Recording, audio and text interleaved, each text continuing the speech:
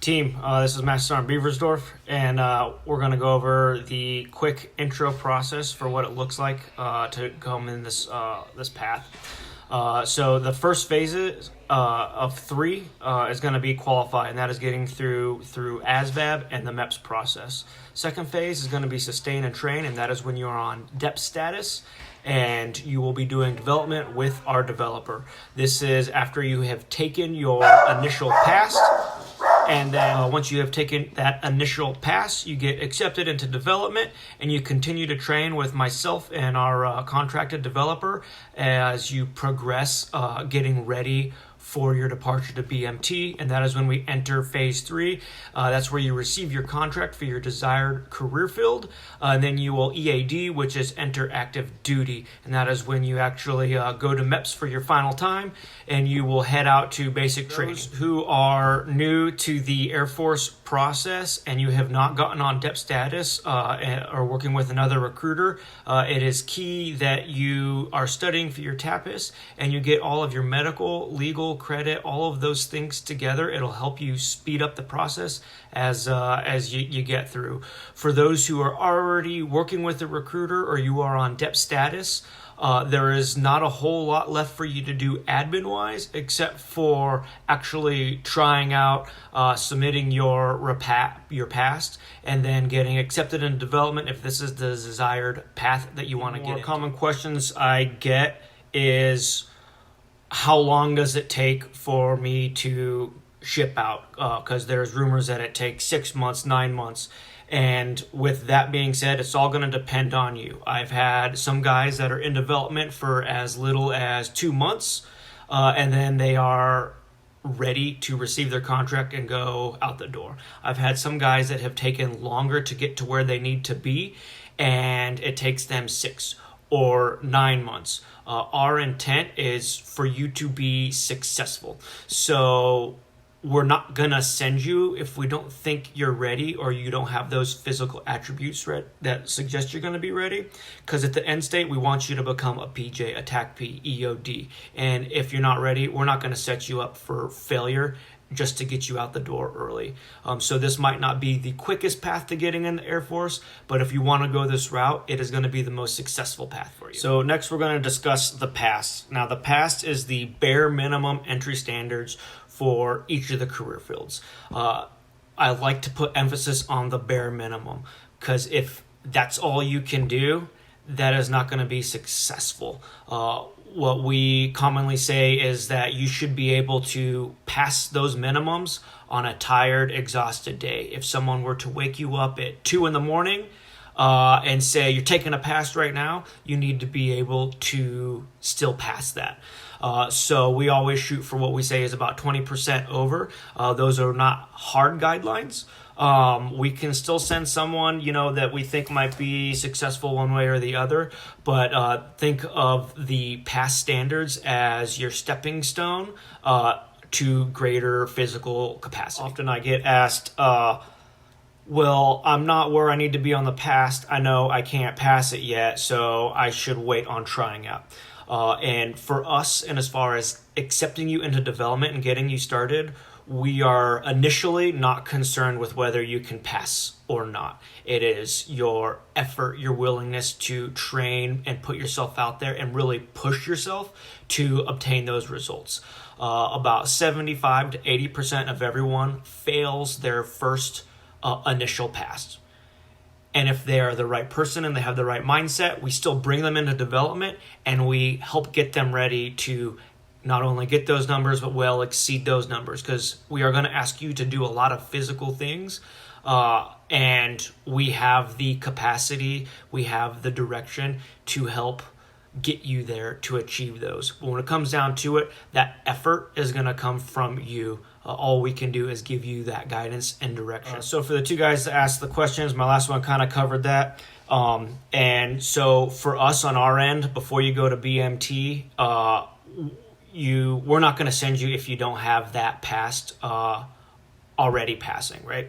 But let's say you do get in the pipeline and you have a bad day and you do have a failure. That's going to depend on where you are at. for most people and what we see as far as our development and how guys progress and what people are failing for, it is not for failing the past itself. Guys, it's injuries or failure to train, or they cannot do something else as far as like a test or something else that's more mental capacity. So a past failure is typically not the thing. And if you are in the pipeline and you fail something, it's all going to be based off of the circumstances and where you are. On whether you get distributed to another career or you go into what's a recycle program, which is you stop where you're at and you go back to that phase for the next class. So there's a couple ways that can go down. At the end of this brief, I will post guidance on what trying out and submitting different video things. With all the COVID business going on, we have to go to these virtual meetings that we normally do in person. Same with the pass and the other things that we're going to ask you to do physically.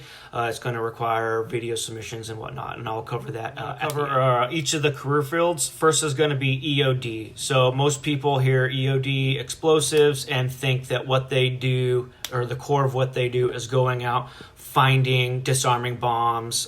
There's that Hurt Locker movie, which that is not what they're day in, day out. And I use the example of what the current theaters look like prior to the last couple months, is that to support all of Iraq and Afghanistan, we only had 6 EOD techs in theater. That's not a whole lot. There are 10 areas that EOD supports, and that is just one minor one. Some of the other ones that they do is going to be airfield clearance. They're going to go, there's a special VIP mission set that they do, which is traveling around with dignitaries, embassies, the president, staying in their hotels and looking for IEDs and making sure everything's safe. There's a handful of missions they do have, and if there is someone who is very much interested in that career and that's the path they want to go to, we can go into detail on all of those subsets of what an EOD tech does. And if you guys have any other questions, just keep on typing them out and I'll answer them as they come in. Next career we're going to cover is SEER, Survive, Evade, Resist, Escape. All right. The biggest thing I like to point out for SEER is that they are instructors. That is the core of their job. They are experts of their craft in those 4 modalities that they teach. But they are not anyone who gets on a helicopter and helps go out and find or pick up guys if they do go behind enemy lines. They will help with planning. They'll help with coordination. They'll tell our pararescue men and our rescue guys that are going out there where to look for them on that advisory piece, but they are not guys that are going out. So we like to point that out. What they do is, they are instructors. But they are vital into that someone being able to come home, whether it's safe, whether coming home, respectfully, with all the things that that person needs to have. And without these guys, there are a lot of people that would not have made it home if it wasn't for the skill sets that they were able to teach. So the next I'm going to cover is special warfare, and that career field has 4 subsets, which is going to be your PJs, pararescue, combat controllers, tactical air control party, and special reconnaissance. And we use those 4 career fields to cover 3 special tactics capabilities. That's going to be global access, precision strike, and personnel recovery. So global access is getting people and things to anywhere. If there's a place on the world, we can get to it. Precision strike is what a lot of people like to think it's the fun and glorious stuff, and that is capturing HVTs, blowing buildings up, going out on teams and conducting missions. That is our strike capability. And then personnel recovery is similar to access. If there's a place on this earth, we can get our people there, but we can get them out of there. It could be the ocean, it could be mountaintops, it could be that Thailand cave rescue. We have our guys and our capabilities to get in there and get people out. Evan, to answer your question, for EOD and for all these career fields, you will still be able to fill out your dream sheet. So for EOD itself, there's at least an EOD team in almost every state. There's a few that there's not. So you have a lot more options. If there's an Air Force base, there more than likely there's at least a couple, a team of, I think 3 is the minimum team that they'll work, guys there. So you fill out your dream sheet and they'll get you where they have spots available. If you look at other careers such as pararescue, when it comes to their dream sheet, you still can fill that out. And as with any career, they're going to put you off of that dream sheet where they have spaces available. So if there's not a spot available, you can't go there. But for career fields like PJs and TAC-Ps that have less of a footprint across the world, those you're going to have less choices, less options you can put on that. So Seth, to answer your question, what I like to say is it's dual track or open as many doors as you can until you have to permanently shut one. So if you already have a career booked, that's fine as you go through submitting your pass and bringing you into development. If this ends up being the right path for you and we do bring you under our special warfare umbrella, ultimately that job can get canceled, and then we'll have you pursue this path. We do like to say that if you do have a job reserved, you have to be 100% committed to what it is we're going to ask you to do to be able to get ready. Because if you come over to special warfare and then 4 months into it decide you want to go back to a traditional career, while you can do that, that essentially puts you to the end of the list for all of those traditional Air Force careers. So it'll be another 2 months more or less before you get another contract for one of those traditional careers. So we definitely will go one-on-one for the individuals as you guys progress through this tryout on what your unique circumstances are, so we can address those and make sure you're making that educated decision on what you're going to do for the Air Force and for the next term. All right, so to continue on with special warfare, yes, we have our 4 career fields that fall on that, and most people are lenient towards, they say, I want to do PJ because it's the hardest, or they like the medical side of it, or I want to be tech, or I want to do this. What I will say is that those career fields are roughly 75% the same person. It's the same training, the same physical capabilities. It's the same mental state on what you can go through, the mental grit, all of those things. About 75% the same. And that 25% that is not the same, that's going to be where they specialize in their unique fields, where PJs are your paramedics and they work extrication. Combat controllers are airfield seizure and very much airfield ATC type stuff. SR is reconnaissance, so they fulfill those things. But for the most part, they're about 75% the same person. So that is why we have everyone lumped under that special warfare operator.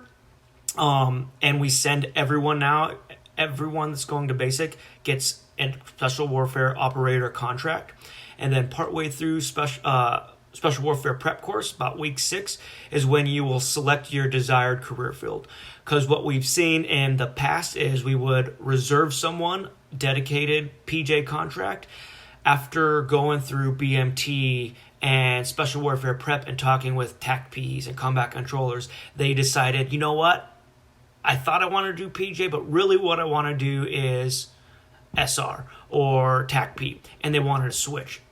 And because they're contracted, we can't switch. So when we do this operator contract, that allows you more options down the road. If you want to go PJ and that's what you want all the way through, pending certain circumstances, that's what you can go do. But it gives you the opportunity to learn, educate, and make yourself smarter before you make that dedicated. So I'm going to talk about the Air Force Special Warfare pipelines, and there is a dedicated slide for that. And so for everyone, no matter who you are, you have to go through basic training. 8.5 weeks, everyone's doing it. Those are the boxes you have to check to get into the Air Force to be a successful airman. Then from there, all of our special warfare guys are going to go to the special warfare prep course. This is an 8-week course. We have Olympic swimming coaches. They either were coaches themselves or they trained in the Olympics. Strength and conditioning coaches that have come from collegiate level football teams or the NFL themselves, running coaches. All of these guys are civilian experts in their craft.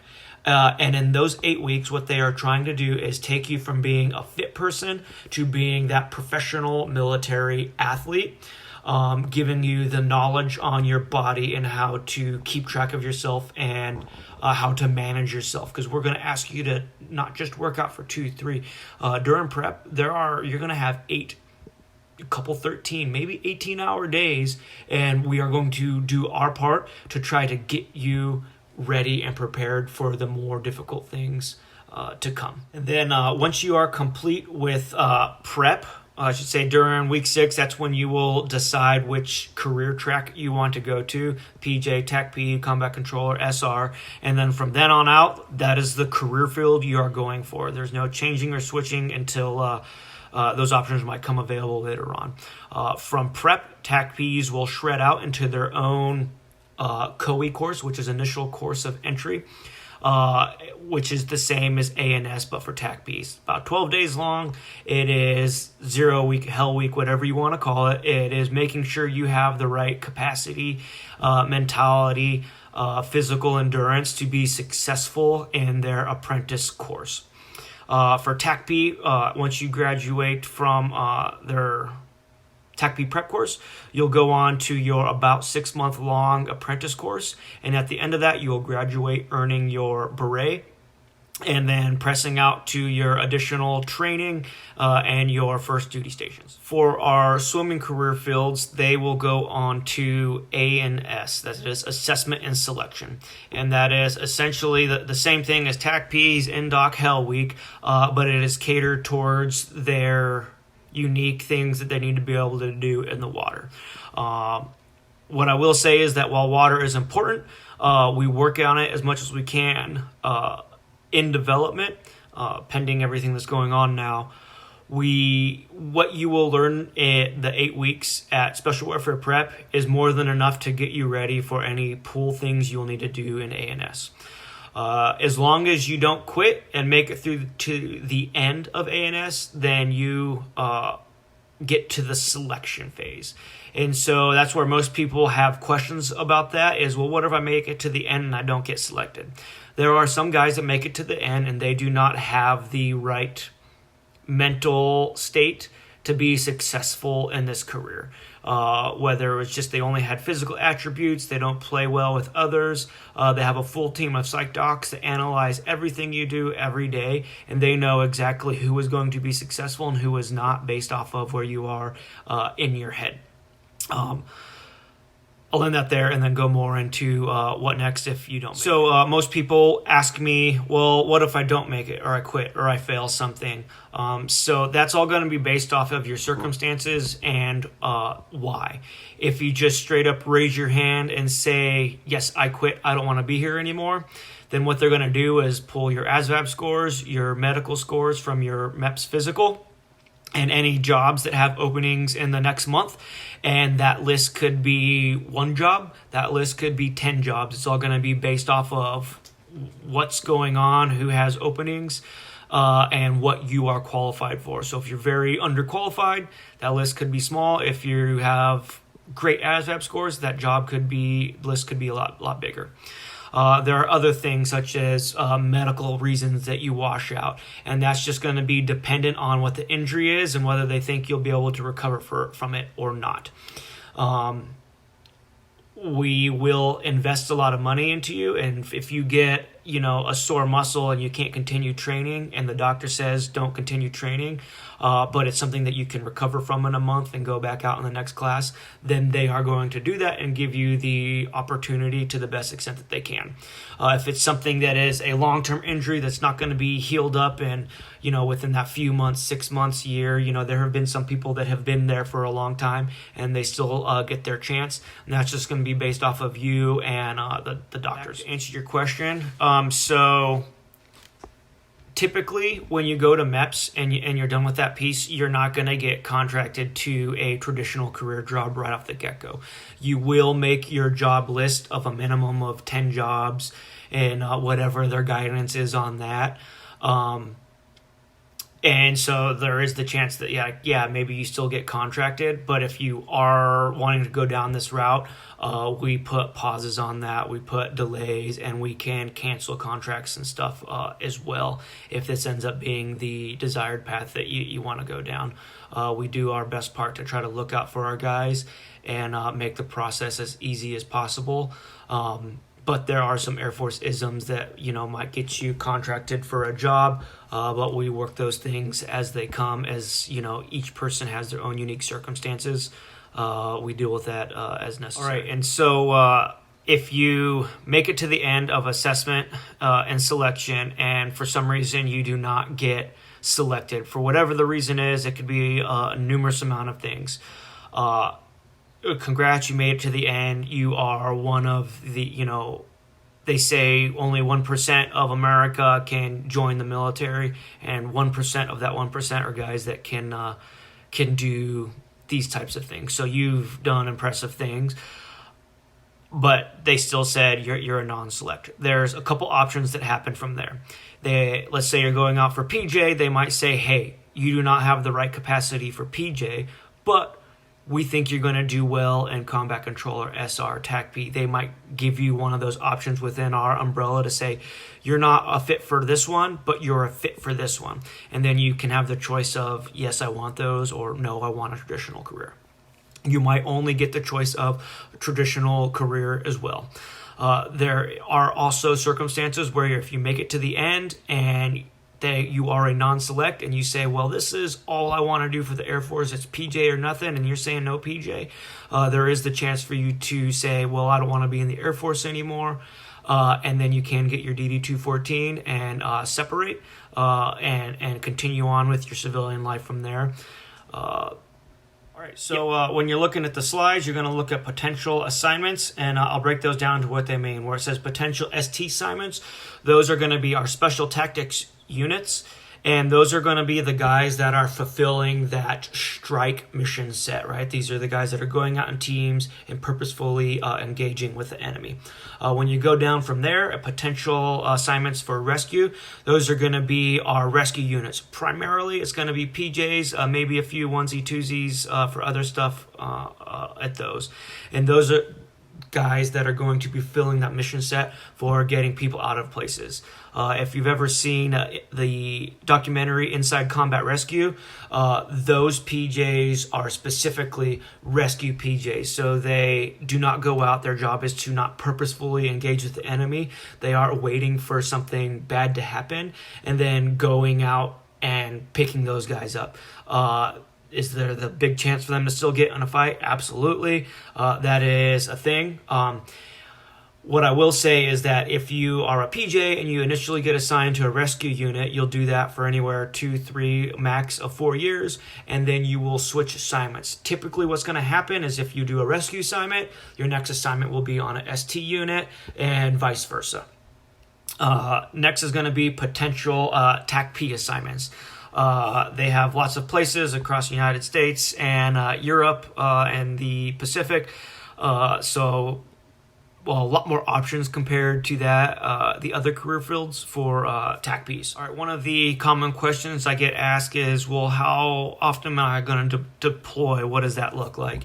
And there's no hard set answer for that, as it's going to depend on your unit. One of the things to talk about is going to be your deployment ratio. And so that could be 1 to 1, 1 to 2, 1 to 3. So let's say you go on a deployment for 6 months. If you're on a 1 to 1 ratio, that means they are not going to deploy you for another 6 months. If you're on a 1 to 2 ratio, that means they're not going to deploy you for a year, and so on. You guys can do the math.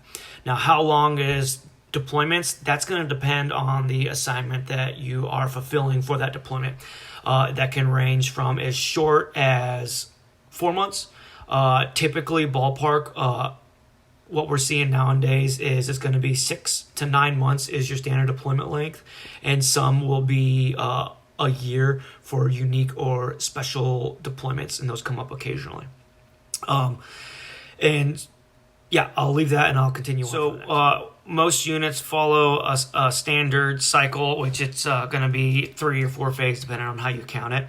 But let's say you just got back from your deployment, and it's going to be like force generation, right? So that's going to be your R&R, your recovery, that is updating your training, your currencies, your certifications, making sure those are good to go. Then you step into like you're actively training, preparing, advancing your new skills. Maybe there is more training that you can build up as far as your skill set. You'll be going and doing that. And then if there was like a real world, like we just went to another war, we started another war, you might be on call for that. Next is when you're going to go into immediate response, and that's when you're going to be like on the burner for if anything comes up, like short notice, even small taskings, you're going to get tasked out to that immediately. So that's typically you, and I'll use an example for me, is on my 4th deployment, I had exactly 8 days notice of, hey, you're going to deploy, and then I left 8 days later. So that's kind of what that's looking like for that immediate response phase.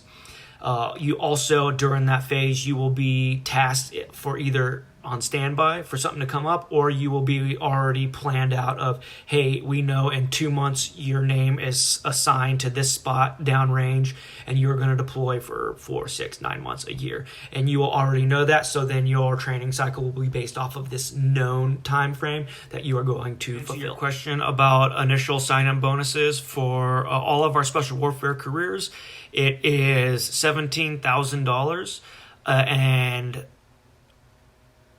that will be for if you sign a 6-year contract. So if you only do a 4-year contract, you will not get that $17,000. Now, as far as when you get that, that does not happen until you clock into your first duty station. So for TACPs, it takes about almost a year to make it all the way through to your first duty assignment. You will in process, and within that 30 days, you will file the paperwork to get paid that bonus. For careers such as PJ, which I think right now is our longest pipeline, it takes about 2 years for you to get to your first duty station. And then when you get there, you will in process within that first 30 days, you do all your paperwork, you get your $17,000. For the last slide of this briefing is going to be traits of Air Force Special Warfare Airmen, and this also includes the combat support careers. So we have the 3 golden traits, and these are 3 things that if you do well, you're going to be successful, and this is what the psych docs and all of the instructors and your cadre are going to be looking for. The first one is going to be attention to detail. All right. That is going to be the hugest thing. If there's ever a reason why you're doing more push-ups, if you are getting in trouble, if you're getting yelled at, if you're getting anything, more than likely it's going to be for attention to detail. Next is going to be having a sense of urgency. So the best way I can put that is that if you treat everything that you are asked to do or that you need to do as if there was an end state to it. So it might be, hey, go get this. That moving with a sense of urgency is go get this, because if you don't, someone will die. That sounds maybe a little dramatic, but that is what we are preparing you for in these career fields. So that's why that sense of urgency, we cannot mimic what goes on in a combat battlefield. So we do that through other things. And the last one is going to be putting team before self. You might be the strongest, fittest, most squared away, most, pardon my French, but the most badass guy on your team. If your team fails, guess what? You fail too. So that's why if you are making sure you are doing your part to take care of your team is doing their part to take care of you, ultimately you as a team will be successful. All right, and there's 5 more traits that are observed and looked at. They're not as critical, but putting effort or emphasis or thinking about them is just going to make you more part of your team. It is going to help them out. It's going to help you out. This is going to be confidence, trust in what you're doing, right? Don't let the fear of failure hold you back. It is best to do something that you think is right or correct. And if it fails, cool, it fails. You're going to have lots of failure throughout this process in the pipelines. It's whether you can take that failure and make yourself better, stronger, and more confident in the decisions that you make.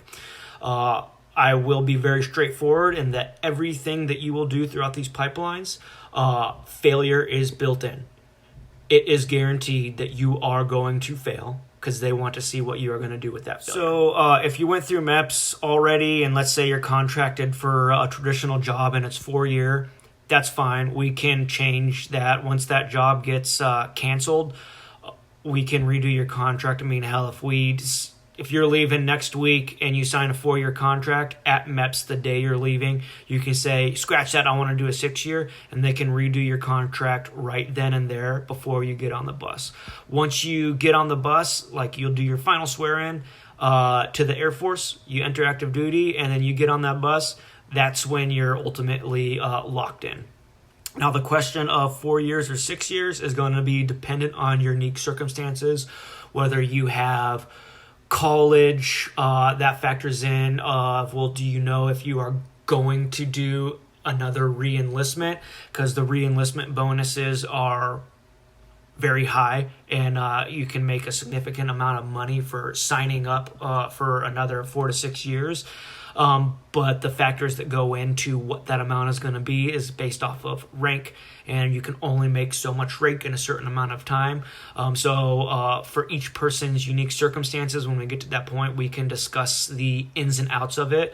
No decision really has to be made until we really start looking at, okay, guys, who's ready for contract, and let's start working these things. Those last 4 traits are going to be optimism, tenacity, enthusiasm, and integrity, right? So optimism is going to be, hey, we're all going to go out into this mission, and I'm pretty sure we're going to die or fail, right? You're not going to die in training. At least I would hope not. That doesn't happen very often. But just being optimistic, right? If you plan on failing, then you're probably going to fail because you set the tides, you set the tone for that failure, right? When it comes to tenacity, that is being aggressive with everything you do. That is being aggressive in the pool, on your ground game, with learning, education, just being aggressive with absolutely everything. Enthusiasm, right? It's going to be hard, right? Hard is different than not having fun, right? So we're going to ask you to do a lot of hard stuff. And if you are not excited about waking up and being like, yep, today's going to suck, let's have fun, let's have a blast, let's get smoked, and carry on with what's going on, right? Maybe that isn't the right path for you, because everything that we're going to ask you to do, I mean, we're literally just going to ask you to work out for the next 2 years. It's going to be great. That's what you're going to get paid to do. Right, and then integrity, right? So part of one of the Air Force isms is integrity first, right? That is being truthful even though when no one is looking, right? That is holding yourself accountable. That is doing what you say you're going to do. Whether it's workouts, whether it's accomplishing a mission, a task, whatever it is, having that integrity to do it right at all times. So now we're going to get to the point where, all right, if you know, yes, this is the path I want to go, how do I try out? I want to do this. There's a couple things to look at. So for anyone, if you're still on that page of like, maybe I do, maybe I don't, trying out submitting the videos that we ask you to submit, that doesn't cancel anything with your current recruiter, doesn't do anything, right? But once we get to a certain point when we go, yes, now it's time for us to accept you into development, that's when you have to start closing certain doors. So let's say you submitted your past, you got decent numbers, we think we can get you out the door in a reasonable amount of time. That's when we're going to go, all right, man, here's how long we think it's going to be. We'll give you a 2, 4, 6 month estimate on how long we think it will take for you to get to where you need to be, and what we think about your personality and all that. And then that's when you have to decide, yes, this is the path I want to go. And that's when we go and we push the button on accepting you into development. That will pull you from your current recruiter. I will become your primary recruiter. And this is now your path into the Air Force. I can only get contracts for these 6 careers. And if you want down the road to change that, we can do that. but again, it's going to add on significant time to push you back to that traditional recruiter.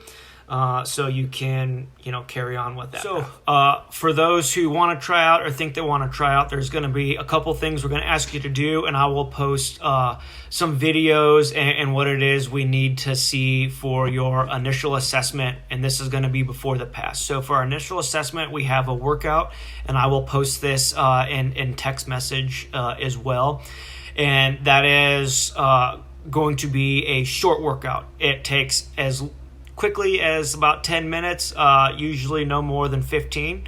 And it is a very simple workout, but effective to see your endurance for calisthenics and your cardio. And what it is going to be, it's going to be 3 rounds. You will do 25 burpees, and I will give you a video of what a burpee looks like. And then you're going to go run a quarter of a mile. And then when you're done with that quarter of a mile, you're going to repeat that 2 more times for a total of 3 rounds. The total will be 75 burpees and 3/4 of a mile. It's not much. Most people kind of scoff at it initially, but once they get about 30, 40 burpees in, that attitude changes. So what we're going to ask you to do is to film yourself, right? So that is either with you or someone that you are holed up with in your house, whether it's mom, dad, brother, sister, girlfriend, whatever that is film the first 2 rounds of that exercise. So we need to see you do 25 burpees, go do your quarter mile, and we need to see the other 25 burpees. With that being said, you will need to download some type of mapping running app. Map My Run. It's easy to use, user friendly, it's free. There's Strava, there's a handful of apps. As long as it shows us the time and like the distance that you have run, I am good with that. And again, I'll show you examples of what that looks like. For family and spouses, when they can join you in their respective pipelines for EOD, once you complete the EOD schoolhouse, you'll go to your first duty station. Your significant others can join you there. For SEER, once you graduate their selection course and you PCS to your apprentice training at Fairchild, your family can join you there. For pararescue, it'll be at Kirtland Air Force Base. That's where you do your paramedic and EMT training. For combat control, it'll be at Herbert Field, and that is where you do your STTS, the Special Tactics Training Squadron. That'll be at Herbert Field. For TACP, it'll be at your first duty station, so they will follow you to that first assignment. And for SAUT, it's 70 days. After 70 days at Keesler Air Force Base, then they'll join you at Herbert Field at the STTS. I will say that SAUT, which is now SR, there's a lot of, it's not unknowns, but they're still developing their new pipeline. So there's been some minor changes in each class that goes through. There's, some changes here and there. So there's a lot more unknowns on when things are going to happen or not happen. But no matter what, you will go through the training, you will earn your beret, and you'll carry on somewhat of a similar pipeline, but there might be some ins and outs of how that happens or get executed. Might change. Everyone that is a new applicant, so you have not started working with Recruiter, you haven't been to MEPS or done any of that, what we do is we look at where you are on your tryout video and your past, and then we will do a phone call, just you and me, and we'll figure out if you have any unique circumstances that dictate I have to process you myself. But normally what we'll do is I will find one of my recommended recruiters here in the San Antonio or near where you're at and get you in contact with them, and that person will be the expert in getting you through MEPS, so ASVABs, the MEPS physical, all that stuff. And then once you're done, you basically come back over to me. They are much quicker and more proficient in getting guys through that MEPS piece, and that gives me the opportunity to spend more time on developing and preparing you guys for the next things to come. So over this next week, we'll hammer out everyone's unique situations and develop kind of a timeline on what the path is going to look like for yes, there is a 2-year time frame on the AFSW. Depending on what your scores are, will depend on whether you would need to retake it or not. If it's August, I don't foresee any reason, while things have probably slowed down a little bit with the whole COVID thing going on. It has not stopped anything. So depending on your unique circumstances, it might take anywhere from a few weeks to a month to a month and a half or 2 months if you have lots of circumstances to get you into MEPS and through that piece. And we will have that conversation over this next week on your specific circumstances so we can get that picture. Also, to follow up on that, once you have gotten MEPS complete and you're on depth status, you don't have to ship before those AFSWs expire. Let's say you can't get out of here till October 2020 for whatever reason. You still won't have to retake the AFSW as long as you're on depth status before those scores. Some other things that I like to point out to everyone as we go through this process. One of the key things that me, my developer, and these pipelines are built for is to see who is going to quit or not. So that is the biggest thing that I like to point out is do not quit. And I cannot emphasize that enough, right? I'm not asking you to be the first through all this. I'm just asking you to not quit. There's a lot of people that have come through and they've been the last person and they've been very unimpressive. However, they continue to train hard, they continue to prepare themselves, and they get better, stronger, faster, quicker. As long as they don't quit and you demonstrate that you have that capacity to just endure that hardship, you will ultimately, press on and continue, right? That is not going to be any washout factors. But when you start quitting or benchmark quitting or goal set quitting, we can see and pick up on those things. And we don't just initially say like, hey, you're done, you just quit on this exercise. No, we give advice, guidance, direction. That capacity for mental grit to endure can be learned, it can be trained, and that's what we do in our development, is to push you to those limits to where your body says, this hurts, you need to stop, so that you can practice telling your body, shut up, I'm not going to stop, I am going to keep on going. And then you raise that bar for yourself personally a little bit higher each time you do one of our aggressive workouts. Tyrus, I guess you're probably talking about the AFSW test. If you haven't tested the AFSW yet, that's fine. Once we work out your circumstances, that will be part of the process for joining the Air Force. We'll get all that set up for you to take. What I will say is that if you have not taken the AFSW or your scores are not good enough, is study. Study. I recommend studying no less than 1 hour a day, if not 2, depending on where you are at on your practice tests. There's lots of practice tests out there.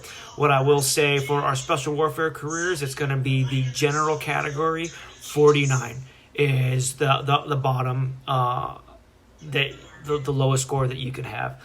So if you're testing and your scores are saying, hey, you're high 50s or above 50s, then maybe you only study a little bit. If it's leaning towards 40s or 30s, you're going to want to put a lot of emphasis into studying for the AFSW, because no matter how strong you are, how fit you are, how great of a person, if you are not qualified to be AFSW, you're not qualified at all, and there is nothing I can do for you except give you advice on studying and have you retest, and we're still limited on how many retests you can do. So study hard, get it right. And a little bit about training and preparation. And the biggest thing that I'm going to talk about is having a plan. I don't care what that plan is, but what I have seen after doing this for the last 3 years is if someone does not already know and have written down on what their plan or schedule is for each day of that week going into it, they are less likely to do the workouts in general. And those plans is just not, I'm going to run this day, I'm going to do calisthenics this day. It needs to be, use the SMART metric, so it has to be measurable. And it has to be in order to attain something. So if your run is slow, you need to make sure that you have at least 2 sprint workouts built in. You need to have tempo type of workouts built in. And you need to know what those are going into that day. Because some people don't like running. And if you say, I'm just going to do a sprint workout, you're going to get out there, you're going to run 2, maybe 3 100s and say, that's good. And you know what's going to happen? Your run is not going to get faster. You're not going to get stronger. You're not going to become a better swimmer. You're not going to do all that because you are not training with a plan, with an end state, with goals that is measurable, that's obtainable goals. That's all of that goes into developing this plan. If you don't know how to do that, again, we give guidance, we give direction, we give examples, and it's not a gee whiz thing. It's actually a very simple thing to do, and once you start doing that regularly and holding yourself accountable to doing what you've planned on doing, you will get stronger, faster, better. You will get to where you need. In addition to having and following a plan, another thing that I tell all of my new guys is becoming a professional in everything that you do. Because it's all going to get expanded on and becoming that elite warrior. Our pararescue men, our TACPs, when they work with the other agencies, whether it's DOD, military, Army, Navy, SEALs, 3-letter agencies, we are held in high regard for being these professional people who are the experts of their craft. And so that starts at the core things of who we are, and that is the fitness. So when it comes to running, what do professional runners do? What training programs do they do? What do they do for warm-ups? What are running mechanics? What is the running form? Do you have that form? Do you do things to reinforce that form before you go do an aggressive workout? Same for swimming, right? What do professional swimmers, Olympic swimmers do before they do a swim workout? They're going to do, board kicks. They're going to do arm works with paddle boards. They're going to do a whole ton of stuff. And that's just swimming mechanic and form, like reinforcement, warm-up stuff. You need to become a professional in all of these things, because if you can become a professional in this, at the next level of training, they're going to expand on that. And that professionalism level is just going to build on all of those.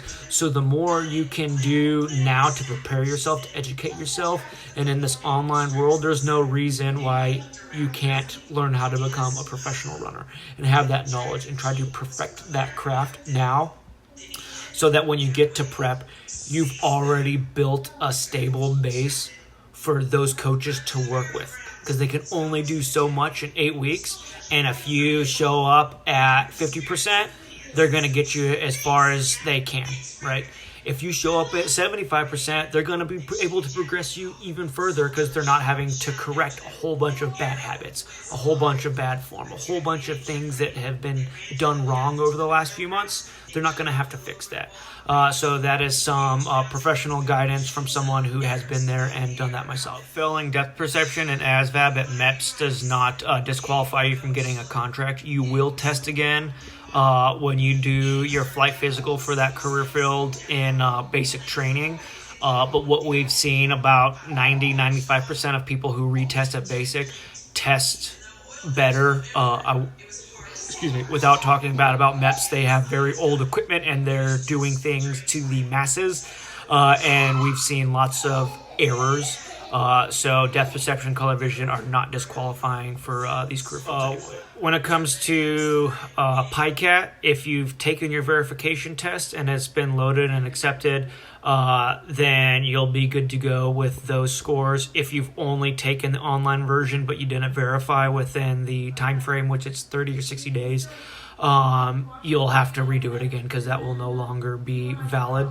But we will engage with everyone on their specific circumstances for the ASVAB, PICAT, whatever it is. If you guys want to share workouts, that's fine. I know with the whole COVID thing, we have all of our guys doing special workouts too. and I'm working from home as well.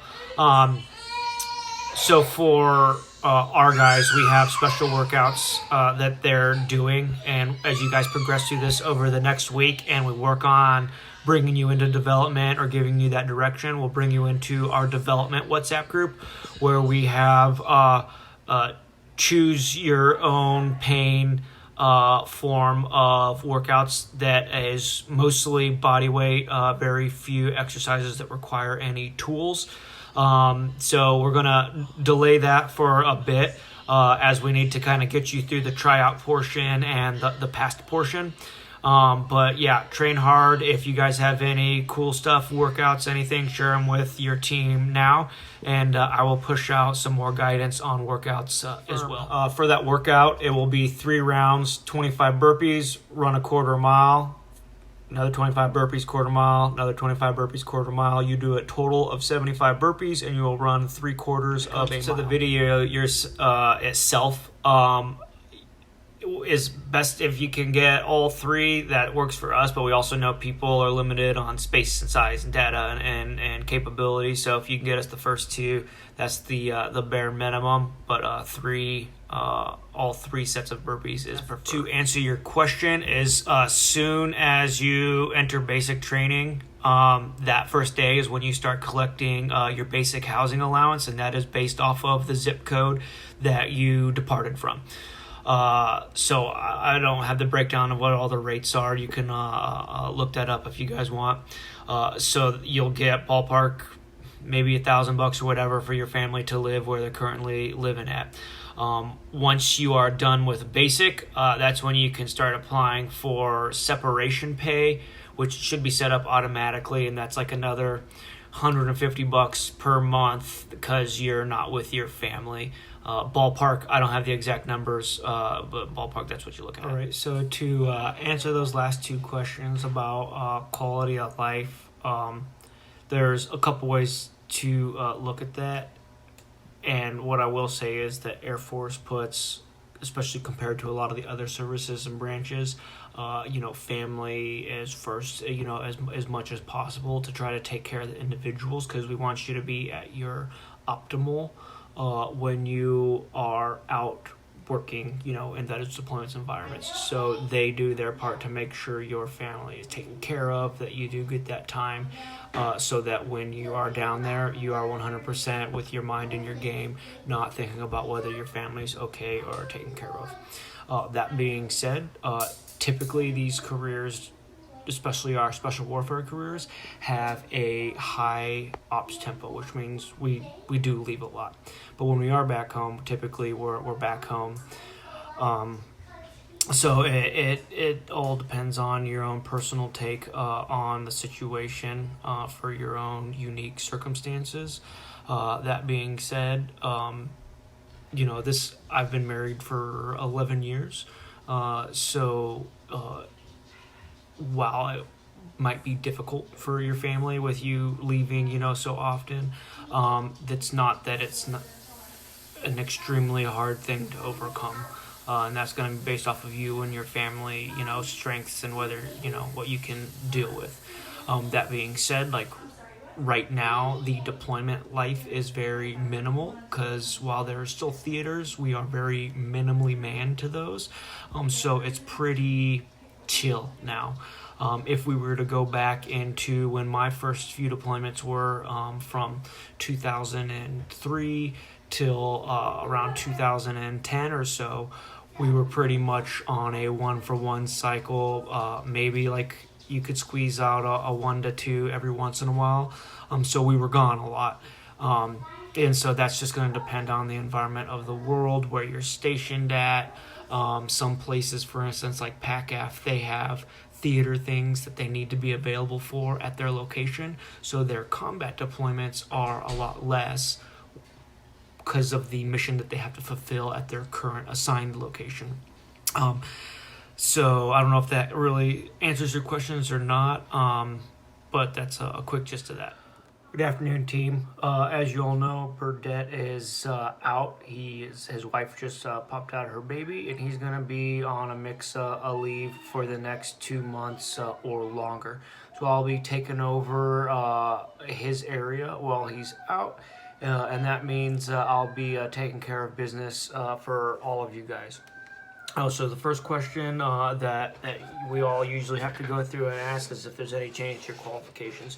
So any changes to your medical status, any new injuries, any new legal issues, to include minor things as parking tickets, stuff like that. Any changes to your dependency, any changes at all that could affect your status joining the Air Force, we need to know. The reason being is that the sooner we know, the sooner we can get it fixed, addressed, and taken care of so that you can continue on with the Air Force. Because if it becomes a last minute thing, you might run into circumstances where you don't leave out on a ship date when you wanted to, because we have to chase down a bunch of admin. So what I want to ask for you guys to do is, if you're good and there's no changes, just state, hey, I got no changes, and then we're good to go. If you do have changes or anything like that, you can write me direct and we can talk about what those are and what we got to do to proceed forward. With that, I know some of Burdett's guys and gals, some of you all come down from Mr. Goyer, some of you are more up north and you work with Mr. Behrens. So what we're going to have to ask of you is, because I don't have that face-to-face, I'm not going to see you guys as often, is to keep track of where you're at. Make sure you're doing past. The key thing being that if you have not passed it yet, that you're getting one every month so you can see where you're at and where your progress is. I will do everything in my power to keep up to date. This room will be the best place for me to do that. And if you haven't heard me talk before, it's teamwork, looking left and right, and helping each other out, working out the best that you can. And if you have any questions, please reach out. I'm open most of the time. Text message is going to be the best because I'm usually in and out of phone calls and meetings. So if you guys don't have anything else, I got nothing else for you. Just respond with no changes, or come direct with me with what those changes are. Thanks. Have a good day. And I do have one more request from you guys, and that is so I can start to get to know you and figure out who is who and who's working on what. So if you all can also respond with a video of your first and last name, what career it is that you are looking into, or what multiple careers it is that you're interested in. And the following thing will be what your status is on your past. If your past is done, you've passed it already, then just state you passed it and you're looking to get out in the June ship date or the August ship date, or what your goals are for your timeline and development. Or if you are not passing the past, what your weak areas or your failing areas are, and what you are doing to address them. What is your plan? How are you going to get yourself faster, stronger, fitter, so that you can meet that first goal of passing the past, so we can press on from that and start working on the next goals that are beyond that. Thanks. Have a good day.